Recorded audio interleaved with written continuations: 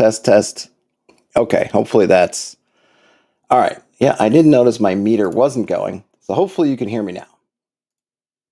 Okay, hopefully audio is back. This is one of those things I wish there are different views I can look at. One of them is YouTube's view, which is good. Is my hey, Ian? Are you hearing my audio now? Am I getting on now? Okay, fixed. Great. All right, good. So one of the issues is there are different dashboards I can look at. I usually look at the YouTube one, gives me the general stream health, but doesn't tell me if audio is off. I can tell if video is off because I have a display. It displays the stream, but a couple of seconds behind, which I guess is the delay that you guys get from my voice. So if anything obvious is going wrong with the video, I can tell, though, even sometimes that hasn't been completely accurate. But then if something's going on with the audio, I can't tell. I can't do the thing where you listen to yourself on the audio. I know some people can do that where you get the audio in your speakers. It weirds me out. A couple times really early on, before I had any inkling what was going on. Hey, thanks, Mayor Trumpet. Thanks so much. Back in the early days when I really had no idea what was going on, trying to do this stuff, I had that where I had my headphones on, I had the audio, and there's a little bit of delay between you speak it and it's hitting your ears. I don't know. It's awful. So I'm glad to have it straightened out. I had to switch to one of my other views, which is of the thing that's encoding. I don't use OBS, but if you've ever done any streaming stuff, it's kind of similar to OBS. And that one, when I switched to it, was showing that yes, indeed, my microphone, for whatever reason, was muted. Okay, so I'm glad I got this sorted out. So now back to Fomoria. So I got notified about this. I don't even remember where it was. Someone posted it to one of the Discords that I follow. I also saw it independently. There's going to be a Kickstarter, but this is a quick start, free quick start. I think I forgot to link it. I didn't have a chance. There's an itch page. Let me see if I can pull it up really quick. There is an Fomoria itch. Oh, it got there. All right, cool. So there's an itch page. I will put this in the show notes, and I'm going to drop it in the chat right now. Here's the Fomoria quick start rules on itch. I think what got my attention, this is Johan Noor, who did the graphic design work on Mork Borg and some of its follow-up stuff and associated stuff. Also did the graphic design on this. It is using the Mork Borg rules, but it's a separate thing. I don't have any other insight from it.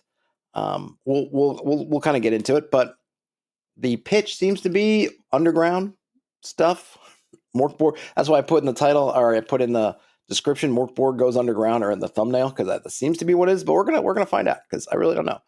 I guess I can say what the quick start was. Sorry, so we can go ahead and throw. What are you going on? Get out of there. We can go over what the quick start is saying so here is just the itch page. So there's the Fomoria Kickstarter, which I don't think is live yet. I think they're doing the thing which is smart, right? Where you attempt to, you kind of building your audience. I feel like with the people involved, they're gonna have no problem building that kind of initial audience. But it seems to be the calculus with YouTube is you want to get a whole bunch of people to kind of sign up when it goes live, and then because everything's essentially, Kickstarter in many ways is this kind of numbers game. You have to get as big a number starting off as you can, because at every level you're losing people. So if you imagine that 100,000 people sign up to be notified when your Kickstarter goes live, out of that 100,000 people, maybe only 10,000 people actually follow through to buy something, and then of those, maybe only 1,000. There's math involved, and I think the Kickstarter folks know that. And people now who are at all savvy with this system kind of have some understanding about that. In any case, that I don't think is live yet. I think they're still building up that sort of pre-launch buzz kind of thing. This quick start features an early version of the game and offers a peek at Fomoria's tabletop role-playing game. Many of the rules and content will change in the final version of the game. Please take a minute to send your feedback and help make the game better. In the Earth's dark womb, there is no sun, and darkness swallows all light. Gazing to the roof above, folks only find the distant glow of false stars. Fomoria stretches endlessly, a labyrinth of shifting tunnels and yawning caverns. Maps are lies, memories betray, familiar paths twist. The promise of discovery leads to wonders and doom. The strata breathes, it shifts, it dreams in Stygian shades, a colossal sleeper stirring and reshaping its own flesh. Even the darkness watches. Okay, so this is their pitch. So if you imagine something like a kind of, I don't know if it's going to be a depth crawl, but if you imagine some of the kind of depth crawl products, it seems to be kind of the vein that they're in. Well, I didn't really mean to make the turn face. Yes, like a vein, in the earth, perhaps.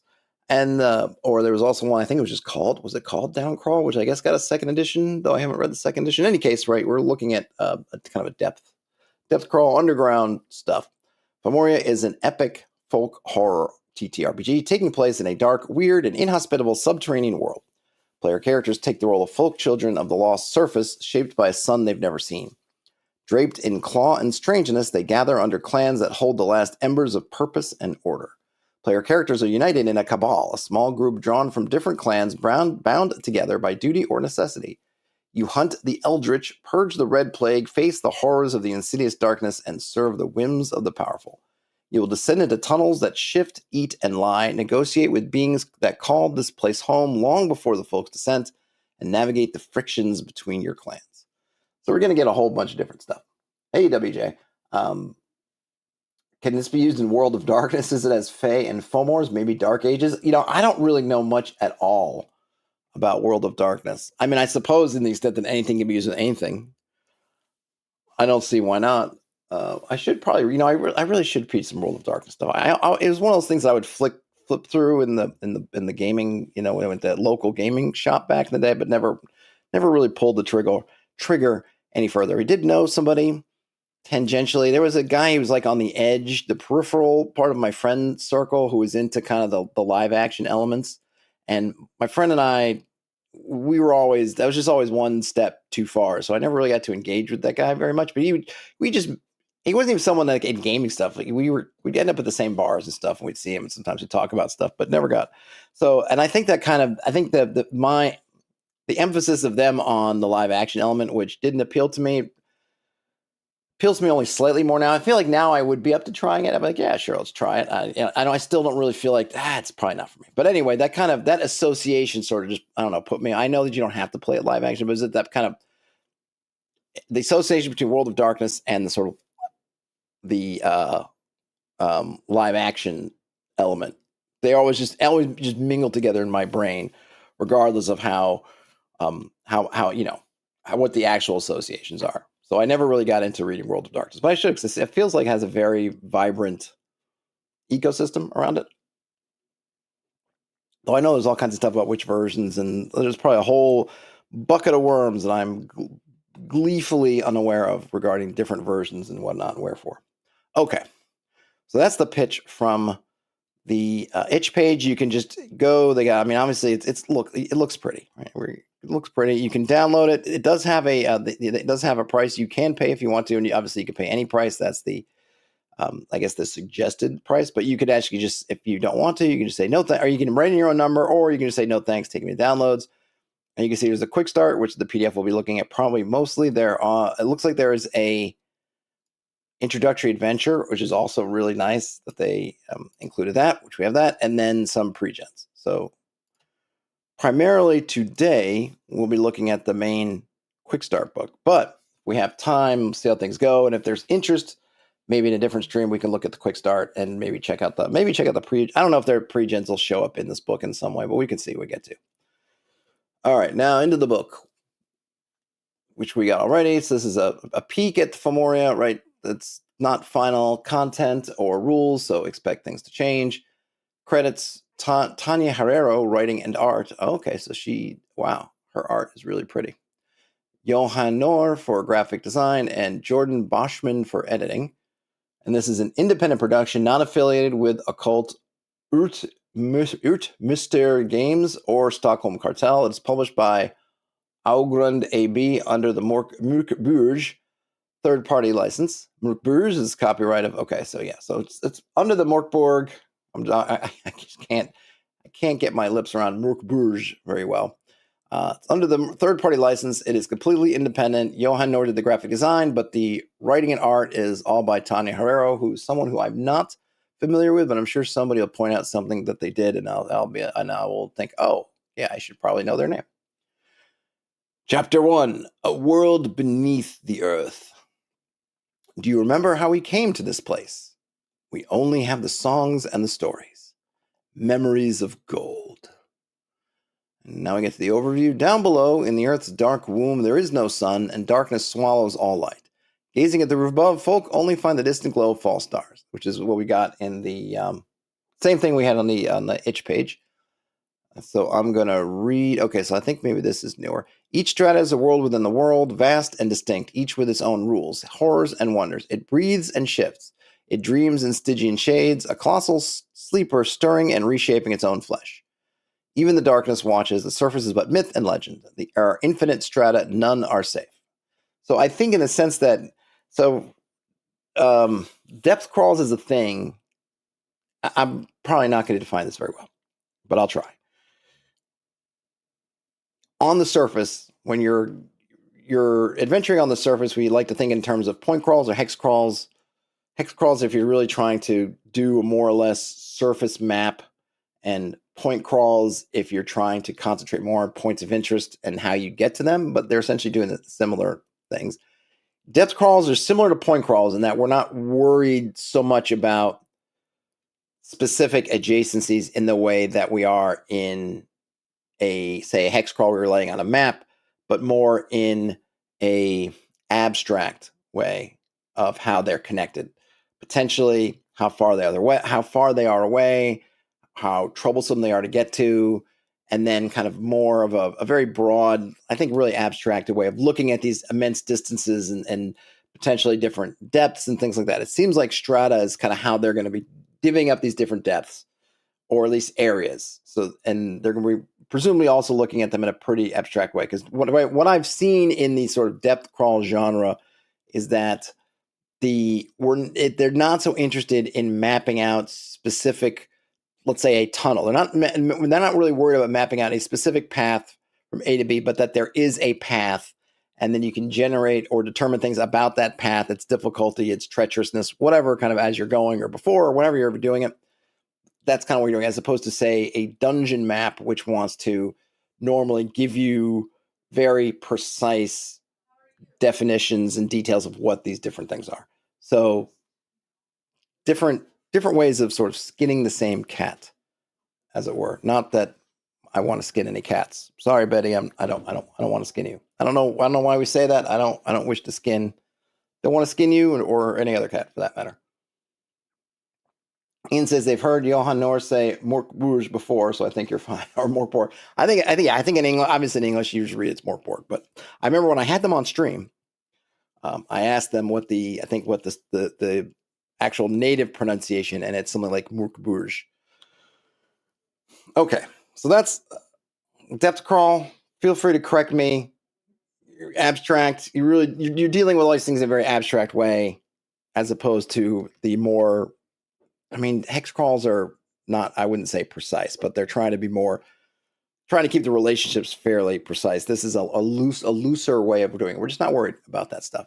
And generally underground, it makes sense to ditch some of that. The things can exist in the kind of more nebulous space, I think, than often maybe you'd want on a surface level. Okay. So that's down below. We got the overview, the weird and the uncanny. The folk are twisted remnants of what was once draped in claw. This is the same thing they had. The folk are twisted remnants of what once was, comma, pause, draped in claw and strangeness. They crawled into the earth's guts too long ago to recall the sky, after the surface began to bleed rot and the red plague devoured the world above. So there's definitely some post-apocalyptic thing going on here. It drips still, red, warm, hungry. All right. So I wonder if I don't know if this is almost like some future, because the Mork Borg a classic Mork Borg is on the edge of this apocalypse, and it would be interesting if this was sort of framed as being after that apocalypse. Like, what did the people do after the apocalypse? Well, they crawled underground, got warped into who knows what, and then eventually forgot what the heck they were running away from to begin. Or I guess they can't forget if the stuff's still coming. Fomoria never belonged to the folk. They are trespassers. The eldritch slip between layers of reality. They appear when they will, when called, when bound. Boons they grant at a price. They are strata made flesh, raw emotion, the essence of beasts' unyielding stone. Burn the tree, and they become the sorrow of ashes, the wrath of scorched bark, always reborn. Force them out of their purpose, and they will become woes, tainted, corrupted, deformed, mad. They hold grudges and never forget. I mean, I have a mixed feelings with sometimes when I run into this prose. It's very pretty, it's very poetic, a lot of vibe to it. But sometimes I think you could struggle to understand exactly what they're meaning. Presumably that these are the kind of, I don't want to say the,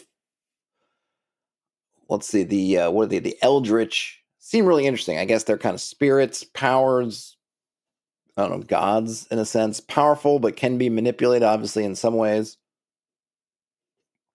Can do things but can also be affected, because clearly you can force them out of their purpose. They can become woes. I suppose we hopefully will learn more. All right, the clan is your family.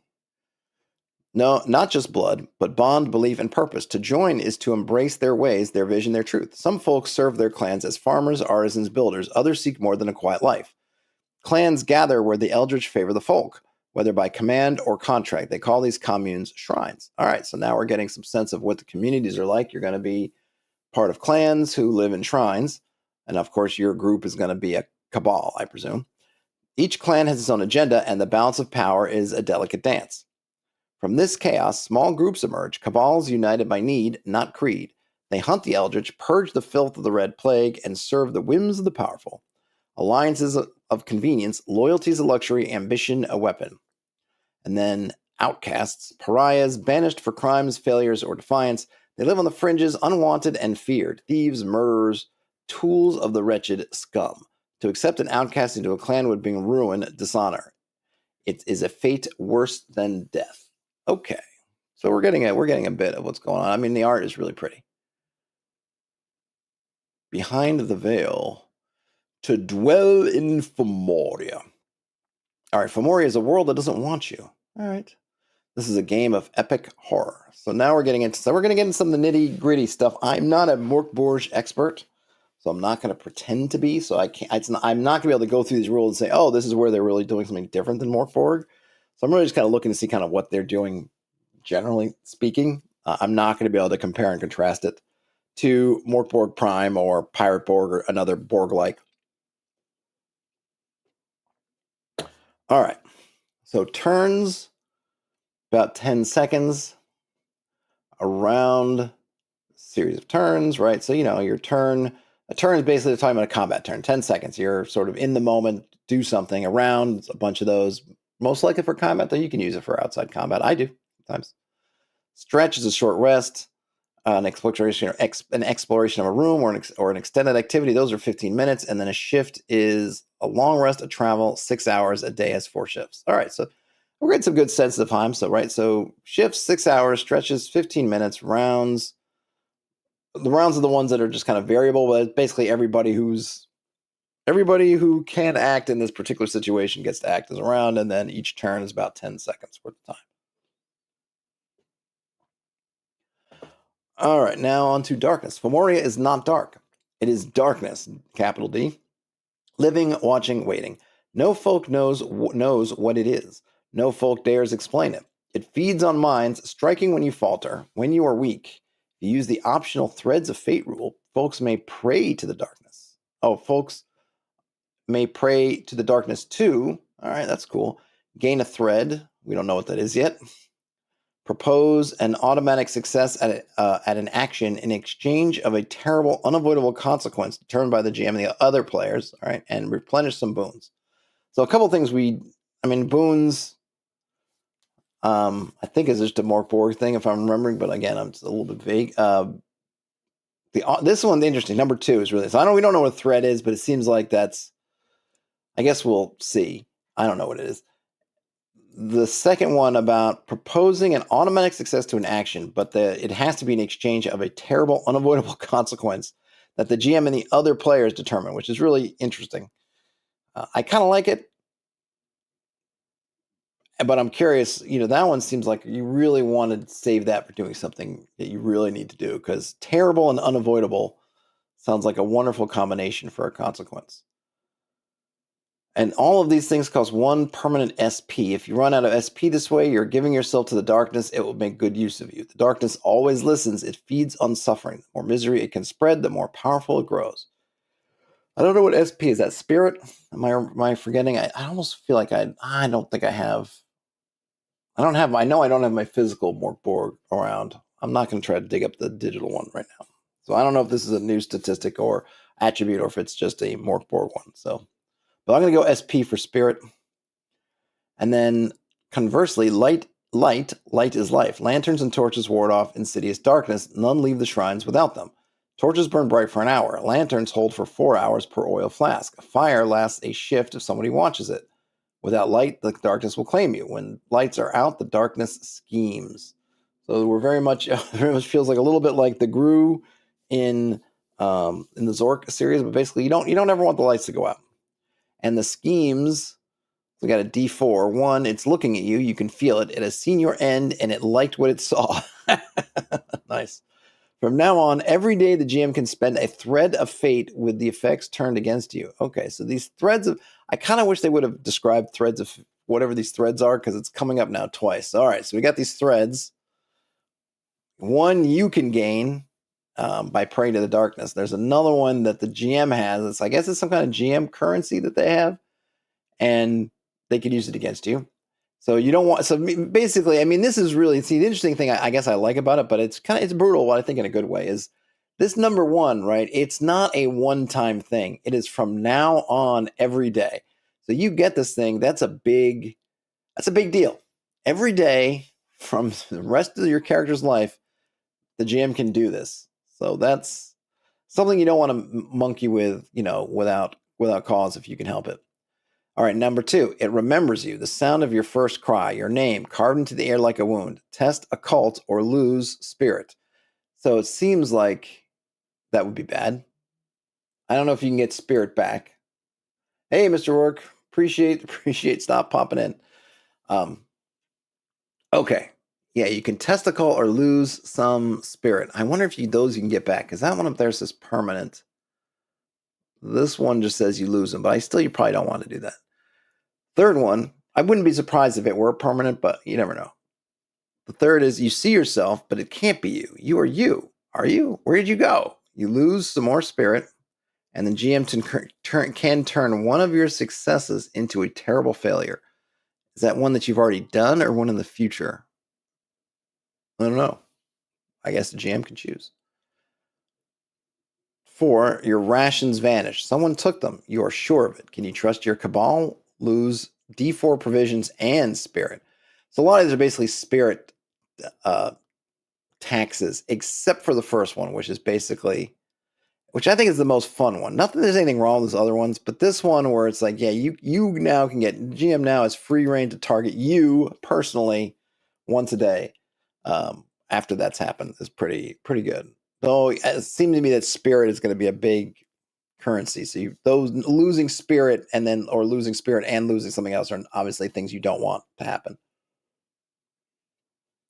All right, moving on. Base rules. Here we go. I kind of wish they would have given us the ability scores before this, but that doesn't matter. So what is SP?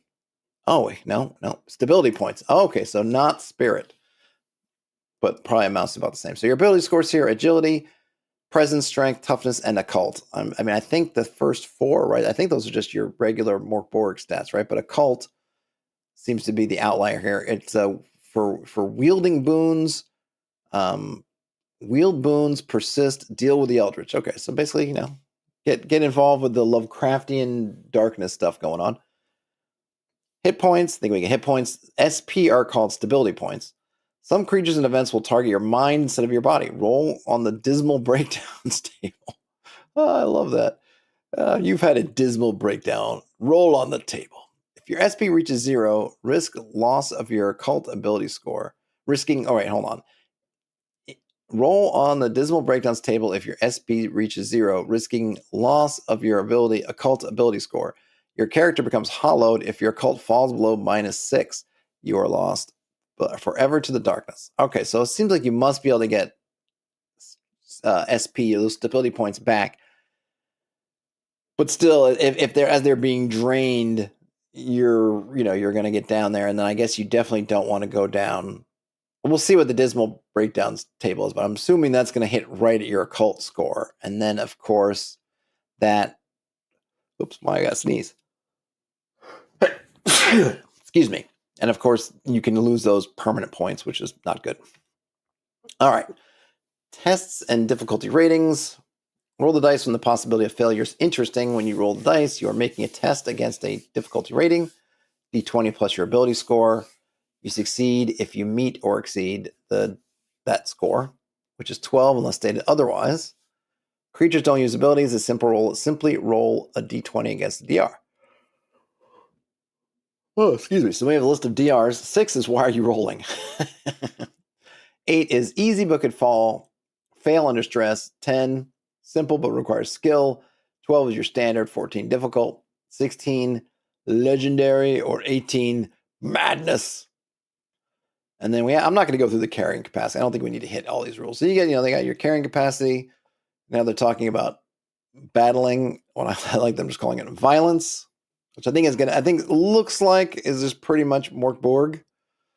Someone can let me know if they're not. I'm gonna skip unless there's something interesting here. We got some weapon types. Let's see. These might be interesting. I don't know. Again, my memory of Mork Borg. So I'll read these weapon expertise because it seems pretty cool. There are several weapon types. Expertise with each weapon type begins at 0. Each time you survive a combat encounter, roll a d6. On a 6, your expertise with the weapon type you used increases by 1. Alternatively, the GM chooses when it is appropriate to increase your expertise. For every 3 levels of expertise, you can choose an expert feat for that weapon type, up to a max of 3 feats per weapon type. You can develop expertise in multiple weapons. You can only increase your expertise with 1 weapon type per combat. If you use more than 1 weapon, you must choose which weapon you improve with. And so this quick start just has a couple ones. So battle axes, for example, have Meat Grinder, which says when you kill an enemy with your battle axe, you can immediately make another attack against a different adjacent enemy. We're familiar with that feat under different names, but still it's cool. And then just like butter, when you roll max damage with your battle axe, test strength to cut off the enemy's appendage. And it could be a leg, arm, or head. Excuse me. It doesn't give them. I guess you get to choose which one because it doesn't seem to suggest that one is more leads to the other one.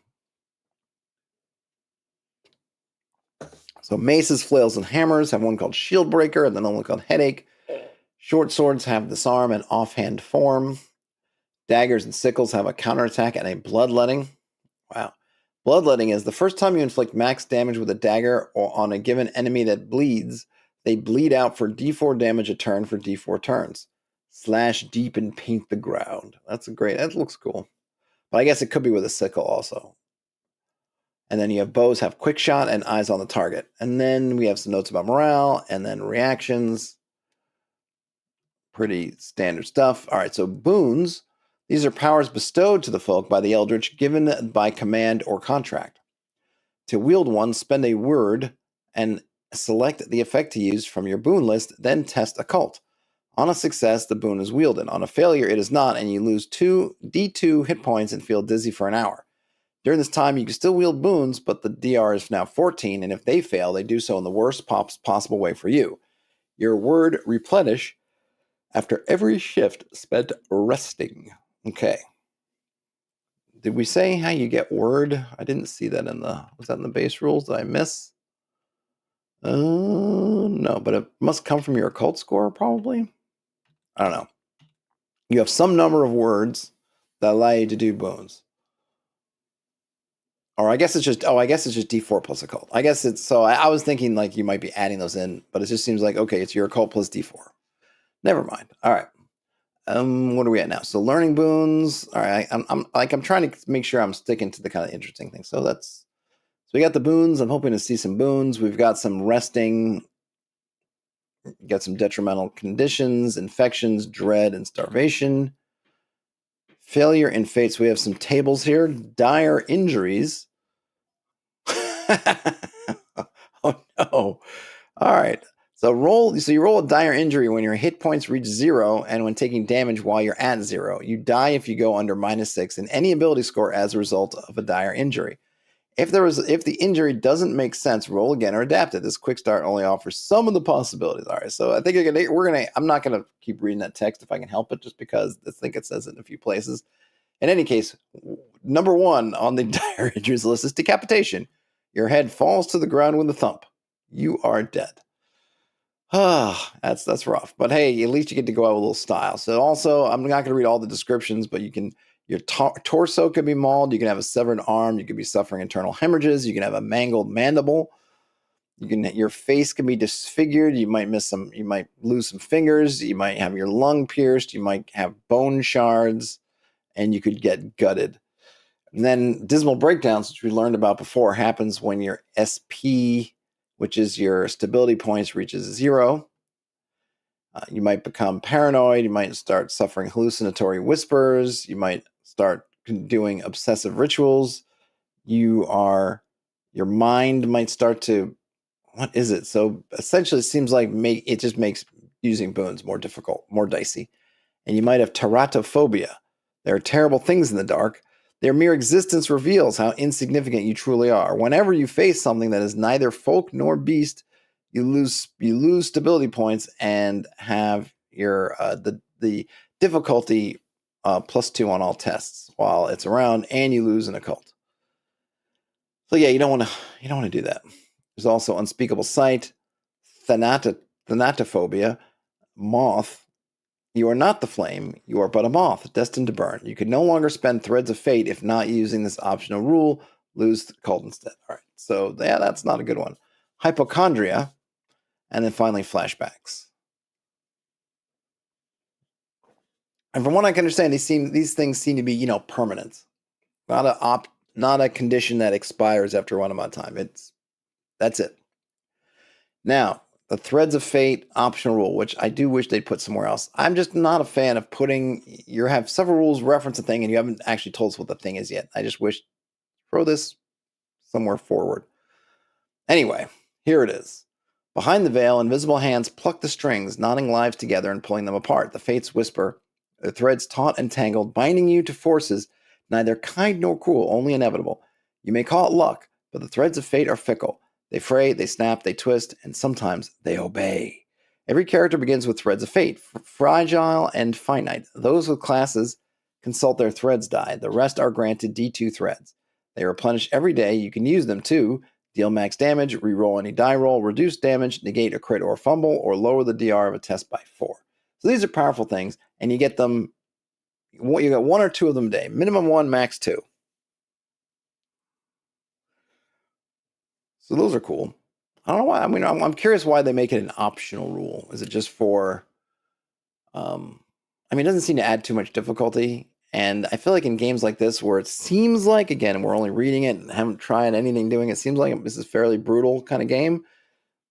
If you have another way of mitigating it, I'm happy to give the players to that. I'm not sure why I wouldn't want to play with this unless there's some complicating factor I don't get. It's another meta currency, but it's just 1 or 2. You keep track of them. I think it's fine.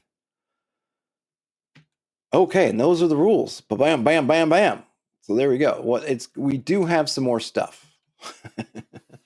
How long did it take me to get about a half hour to read through here? Not too shabby. All right, so this gives us this is the bare bones. We didn't get what the boons are. We just said the learning them, but then it must be in the character. So let's now switch. The art is really cool. I really like the art. So now we have these pre-gens. So let's look at these pre-gens and see what's what. Okay, you have Jotna Morvarg of the Mawkin clan. 8 hit points, only 1. Okay, wow. So stability points, only 1. They have +2 strength, +2 presence, -2 occult.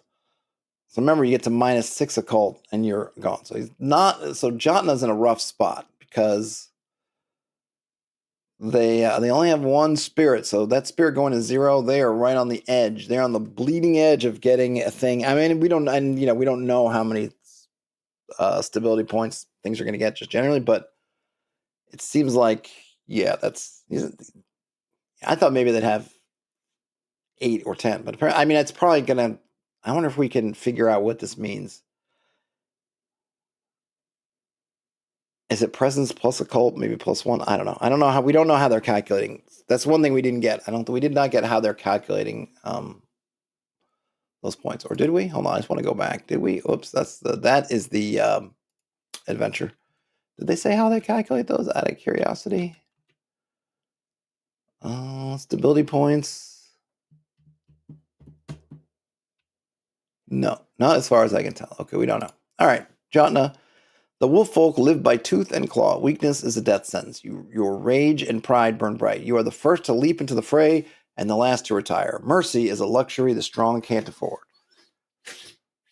Part of the kin, yours wander like storms, restless and untamed. Walls are built by the weak to die slower. If you forget the old ways, the world will forget you. Your scars are your pride, a map of a life lived without chains. So they have a folk feat. The Morvarg have an infamously bad temper. They can use their rage once per shift to reduce the DR of their strength test by 2 and increase their damage by D4. This tantrum lasts for a stretch or one combat encounter. Tantrum. Nice. And they do have a boon. Their boon is fear makes the beast grow bigger.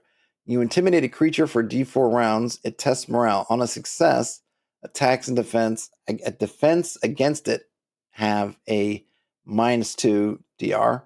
On a failure, it tries to flee. All right, so that's cool. So you hit that boon because remember you have to roll to do it. So it's not automatic. So I like that on the failure you get something. Heck, it almost seems like on.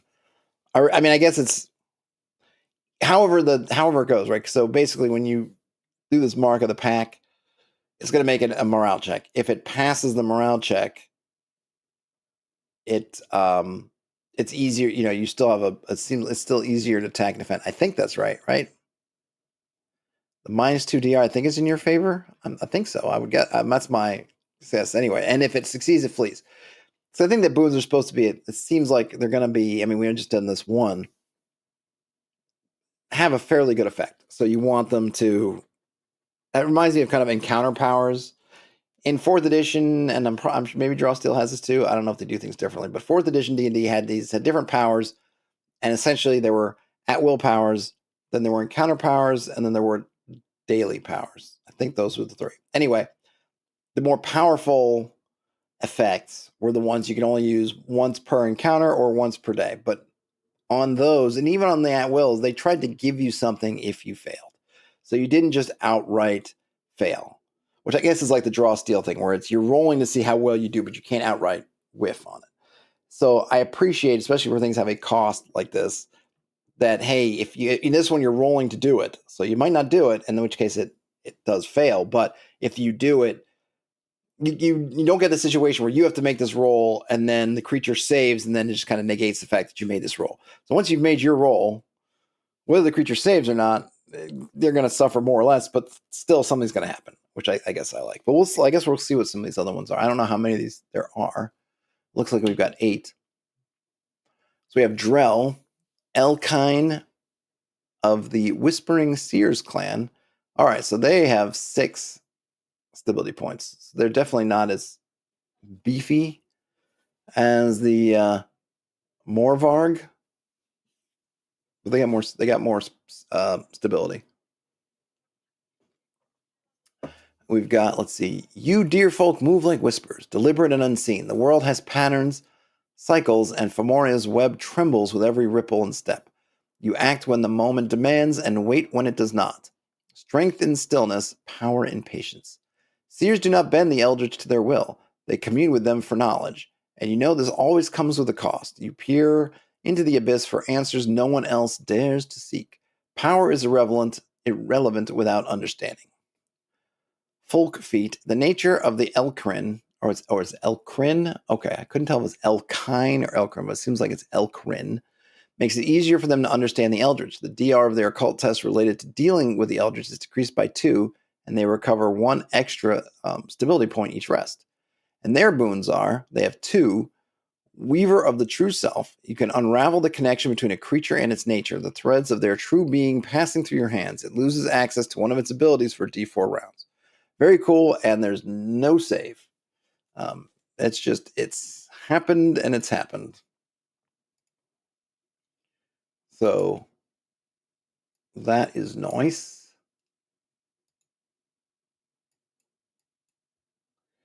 And then, oops, why is this?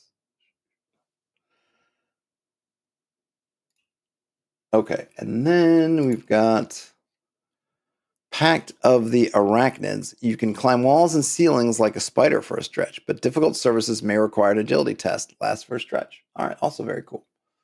So we got some cool stuff there. Theirs are nice because they're not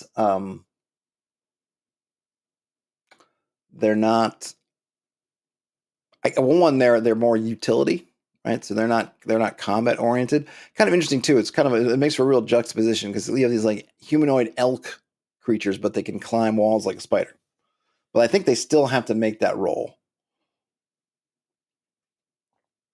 Still got to make a roll, but they can do that stuff, which is cool. I'm not doing their gear, but you know. Oh wait, I guess I should do this one. Scuttle Roach.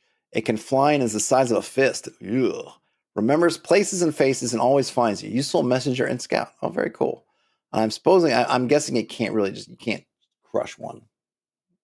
They don't give any stats. Xylus. What is that? Platoncon or Platoncon of the Pyrebrood clan? Pangolin. Oh, this is a pangolin. Okay. They got hardened plates. Their boon is rekindle the flame.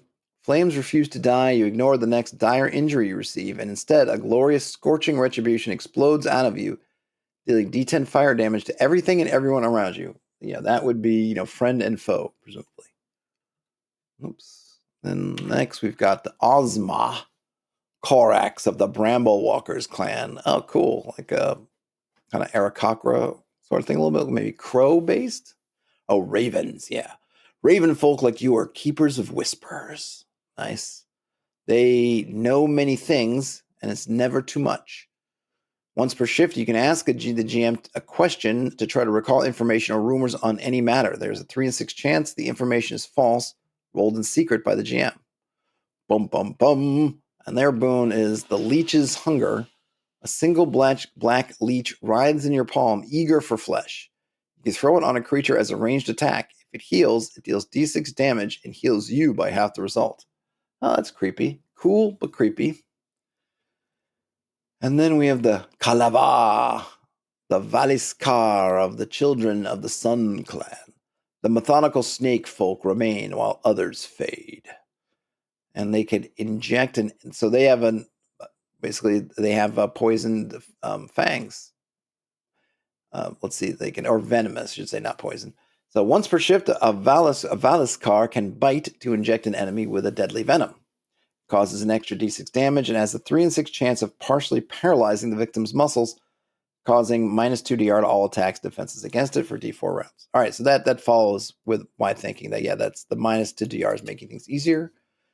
And it has a boon called Crown of Gold. A golden halo rises above your head. For a stretch, you deal d6 additional damage to eldritch beings, including woes. This damage ignores their armor or protection. All right, that's cool. Jor Emiorin of the Court of Mirage's clan. So this is another duck. Oh, platypus. The platypus folk live for passion's fleeting flame. And let's see, they're I guess kind of they're all of these have what they're calling folk feats, which is like a natural or species based thing that they are good at or have advantage. And theirs is that they get some elemental protection. Their boons are the dance of the marionette. You pull strings they can't see. Choose one creature you can see and subtly influence their movements, forcing them to take a single simple action of your choosing. Oh, that's cool. And they have Morok, Rom of the Mawkin clan. We've got a goat folk. They can endure the eldritch, and they have the everlasting touch of tar, where you vomit black tar. Whew. Nice. And then finally, Zot, Chiros of the Court of Mirage's clan. Everyone knows to never underestimate a Chiros, but the bat folk like you revel in proving it true. And then theirs is they can glide and fly for a number of turns equal to their agility for landing. All right, so that means that this guy here, Zot, can fly or glide for 3 turns. Oh, wait, I'm sorry. Before landing, if you don't wear medium or heavy armor. So anything heavier than that, I guess you're grounded. Your smaller size allows you to squeeze through tight spaces that others cannot. And your special boon, peekaboo. Now they see, now they don't. You blink out of reality and reappear in a place you can see within medium range. This boon can be used instead of defense. Oh, sneaky. But remember, you got to roll. So the boons are not automatic, and I forget, you don't get it. And, so you're not quite blinking around the battlefield like a crazy person, but you can do it somewhat. And I think that's the end. Yeah, so I'm not going to go. We can take a quick peek in here. I don't want to read the whole thing. Take a quick peek. So Spawn of the Hungry One is an introductory adventure. It's an intro adventure for Fomoria. It is designed to test the base mechanics and give a glimpse of the full game and its setting. Included in the Quick Start package, there are 8 pre-made characters you can use to play this adventure. Please take a minute to send your feedback and help make the game better. All right. So I'm not gonna go any further with this one. Let me know if this interests you. It's early. I mean, it's early days in the Kickstarter. We'll see. It seems pretty cool. I mean, I like all the anthropomorphic animals and the pre-gens. I mean, the art is, art is very important to folks, and it's got very pretty art. And of course, it's very well laid out. I don't know if I have enough here to really speak on mechanically if there's something that's super interesting. I like the Threads of Fate. So my first thing is just looking at this. I like the Threads of Fate. Stability points is interesting. I do think it's cool. I think in these kind of settings that you're emphasizing the horror, you need to have some way of quantifying the horrible things and their effect on the adventurers. I just think you just need, if you're really going to have a horror adventure, I think you need to have some. And I guess you don't need to. Like, it's something like, let's say I was running something and I wanted to use 5e or even BX. I would probably just quit its hit points. The hit points is just, it's already vague what hit points are and fairly unspecified. So I would just say that, your hit points are also this thing. It's all adding up, which is kind of like what I do in my game, where I just have one currency that covers mental, physical, whatever. 5e exhaustion could be another way of doing it. I think I even mentioned that a long time ago when I covered more 5e related stuff, that I thought, instead of having all this insanity stuff, just use exhaustion, because the effects of exhaustion, you can essentially interpret them as losing sanity or composure or whatever you want to call it. But I'm certainly not against baking in a different currency. And by having as a currency, one of the nice things about having it separately is it's very easy to have classes and different types of characters that have different amounts. And we saw that in these pre-gens. So we had the Jot not only has 1 stability point, 8 hit points, and then the Drell has 5 hit points, but 6 stability points. And then others have various things. So you could definitely have some different things of, okay, they're physically, the Jotnar are super tough, but mentally they're on the precipice. And I think in that case, it kind of fits. And we don't know how they put these classes and these species together because we don't get any kind of character generation stuff. But it fits with this kind of berserker, barbarian type character. I mean, they're going into rages already. And so, they're basically half psychotic at that jump. So it makes sense that they don't have a lot of that stability. That's part of their special power, is unleashing their instability to help them. So that tracks. I think the setting's very evocative. Got a lot of vibes to it. I'll be curious to see how when they start encoding the vibes in actual content, which I think we could do with this Spawn of the Hungry One, would hopefully give us that. But again, I'll save it for another time. But I'll be interested to see where they take it. But I like it. It's got a very good, very cool vibe to it. I think the boons are interesting so far. But yeah, I mean, I think it's, as it should be, right? It's really going to be about, what is this setting like? Does it seem like it's going to be a lot of fun in the setting? What kind of stuff are we doing in this setting? And that sort of thing. But it's a very evocative thing. I think the idea of doing essentially, and the other thing is we don't have any sense of the kind of depth crawl mechanics. We didn't see really anything about what traveling is like. Right, we got the basic rules, we got dwelling there, but we don't, what strata. We just got these little bits and pieces. Okay, strata, very vibesy, but mechanically, like, what is it? Like, what are we doing? Are we going to be going through lots of strata, or is our whole campaigns going to exist in one strata? Like, what exactly is it? What is? I think the darkness is a living thing is very cool, but I'd like to see kind of more what they do with that. They also just kind of the grounds seeming is like the Earth is alive in a sense. It's going to be cool, but I kind of want to see what they're going to do with it. So there's a lot of things where I'm like, ooh, this looks really interesting, but devil's in the details, as they say, or at least I'd like to see more. But I think it's cool they're doing something seems different. I mean, maybe someone will tell me, no. There have been 8, 10, 12, 15 other depth crawls using Mork Borg rules, and there might be. The Mork Borg ecosystem is vast with a lot of different things in there. I think I remember joking, walking around. I think I mentioned this on my post, PAX Unplugged thing, but I felt like there was a Mork Borg for every different animal now, like Duck Borg and Mouse Borg and everything Borg, right? There's Borgs in the pirating on the seas. There's Borgs in space. There's Borgs everywhere. So I don't know if they're, on the one hand, it feels like inconceivable that someone hasn't done the kind of depth crawl Borg yet, but I don't recall seeing one. So maybe it is new. I don't know. But I really like, Johan Noor, and this is a different look for him. I mean, he's super talented. I do appreciate that it's a different, they're not going for this Mork Borg style. This is a very clean, very readable look, which I like. Now, the final book, I don't know, like there's lots of great art in here, everything, but it's not the kind of, I don't even know what to call it, like a gothic collage.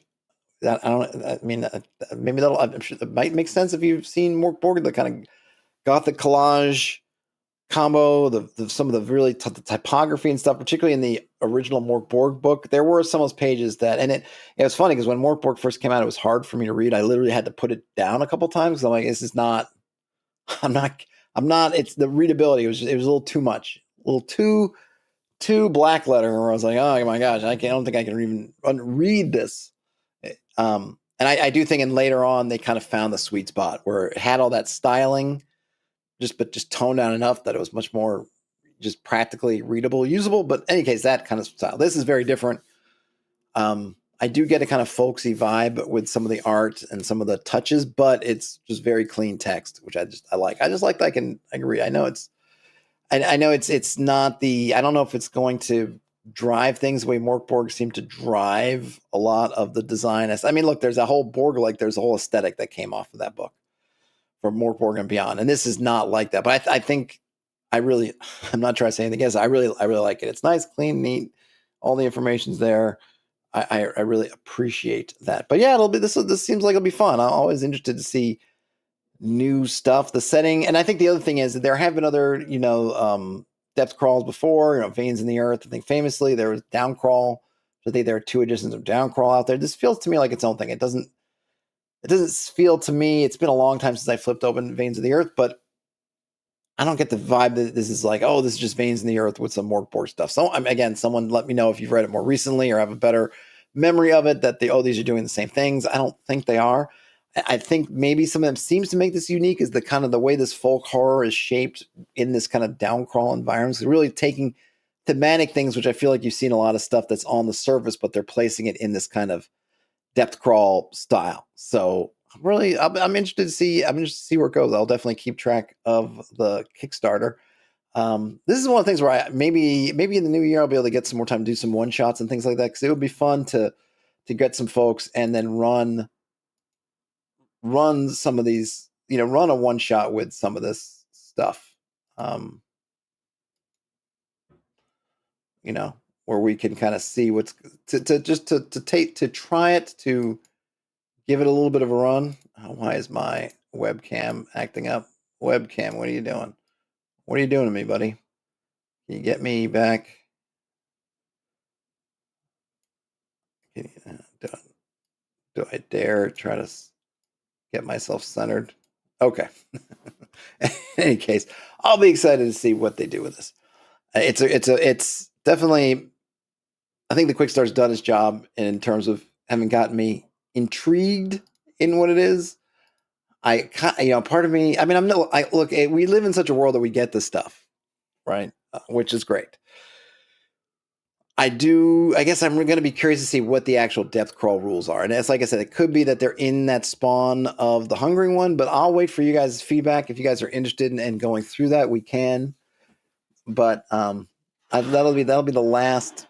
The next part of it is just kind of they just haven't touched on it very much. We know it's underground. We know that the grounds and those things are and the what do they call them? The not Eternals. Somethings. The somethings. No, where is it? The Eldritch, but we didn't hear very much about what the Eldritch are. So I'd like to know more. Which I guess is what you want out of a quick start or one of the things, right? Because this is kind of an informational thing, but it's also, frankly, it is marketing. And they've done a good job of making me go like, I want more. I mean, the pictures, like I said, seem very evocative. I mean, this guy here on this page, kind of wings, a mouth, these eyes on the end of furry stalks, what looks like, or stalks with looks like owl eyes or something. I don't know. It's super creepy. Super creepy. So we shall see. And of course, let me know what you guys think. I'm not sure, just in terms of, since it's the end, we're wrapping up. In terms of scheduling this week, we'll see how I can make it. Like, definitely, Thursday's Christmas. We'll not be streaming on Christmas. We'll not be streaming on Boxing Day also. Be going away for the weekend too. Not sure what day getting back. Things are going to be kind of loosey-goosey for me between essentially now and after New Year's. We'll just have to figure it out. We'll try to note. One of the things is really, I don't know where most folks get their news from me about. I don't know where I should post things to get the most bang for my buck in terms of reaching out to people who want to know like what's going on. I've tried to make it kind of Patreon, but I don't think many folks follow me there, so I don't think that works. YouTube, yeah, I can do a community post, but sometimes those don't people seem to get notified of the weird times. So I found that if I put something on like, hey, like I'm not going to be streaming today or something like that happens, whatever, it's like I'll get responses where it makes me think that people have seen it days later. Because I've had that before, like, when I was doing more of the daily streams, which I'd love to get back to, maybe in 2026. And then I'd be like, I can't stream today. And then, be like days later, someone's like, oh, sorry. And I'm like, I've been back. I've streamed the last few days. Social media, I don't know if people are just scattered everywhere. I'm on all of them pretty much. I'm not active at all on X, but I didn't technically kill my account there. I'm still theoretically on X. You can reach out to me there, or Blue Sky, or Threads, or whatever, but I don't know what to do. So I guess maybe I'll make a poll. I'll probably do that. I'll put a poll on YouTube and I'll link to it into a few places. That's the other thing with some of these things. Like I find linking to community posts is not as easy and painless as it should be for YouTube. But anyway, I'll put a poll up to see if on doing the Spawn of the Hungering One intro adventure, this would be one where I'd love if I had something to kind of do a soloing thing. It would be fun to kind of solo something like that, but I don't know. I'd need something that's kind of system agnostic. Like, well, I mean, I have